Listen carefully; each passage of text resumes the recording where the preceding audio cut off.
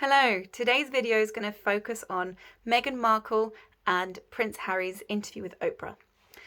So for the last week, a lot of different people have spoken and asked my opinion on the topic.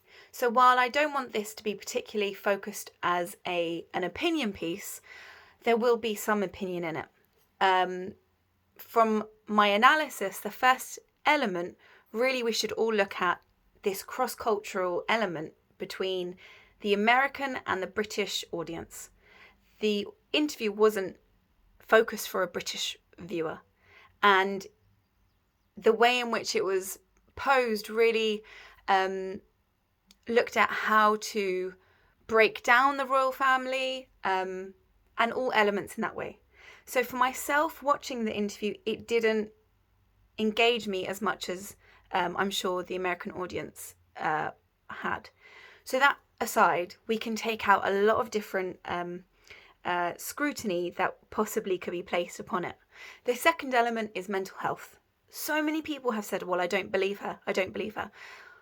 It doesn't matter what anyone believes. Mental health happens to every single one of us. 1 in 4 people within 1 year may have a diagnosable mental health condition. So while I'm saying diagnosable, these are the ones that have gone out of their way to talk about their mental health with a practitioner. This doesn't mean that that's the final amount, but we're all dealing with our own issues. There are some that may have further triggers, some that are more aligned to certain different mental health issues. So we have to be mindful.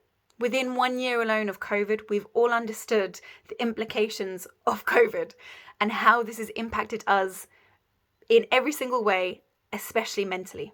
So who are we to judge? Who are we to comment if we believe her or not? None of us. One element I have to say is that it's shocking the naivety of what it would be like within the royal family. But again, that's a cross-cultural element. By being British, I've been able to see how hard it would be to be in the royal family, and I'm sure it would be a lot harder. And I am British, someone that comes completely from a different point of view. Coming in, I understand where the ignorance may have lay. Another element on this is the Piers Morgan storm out. So again, this is just an opinion, but the way in which he held himself is not someone that it should really be an advocate for that place or position. A lot of people have said they love Piers Morgan because he doesn't care about anyone else being offended. Great, but let's be honest, we want to be able to discuss a further opinion. We want to be able to discuss 2 different sides here. And I am very for that, because that's how we learn, that's how we understand one another. And we're all human, we should be able to live in harmony, really. But if someone is not able or reluctant to hear another person's opinion and walks out when someone talks about it, they're not the right person to advocate for that side.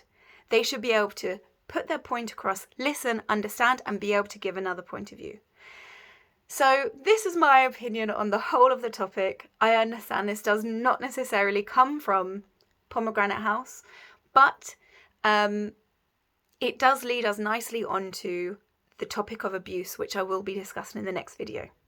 So the reason why I say that is because there were also a lot of things that came out about Meghan Markle and Piers Morgan's relationship, how he was ghosted by her and how it was 5 years and he still wouldn't let go.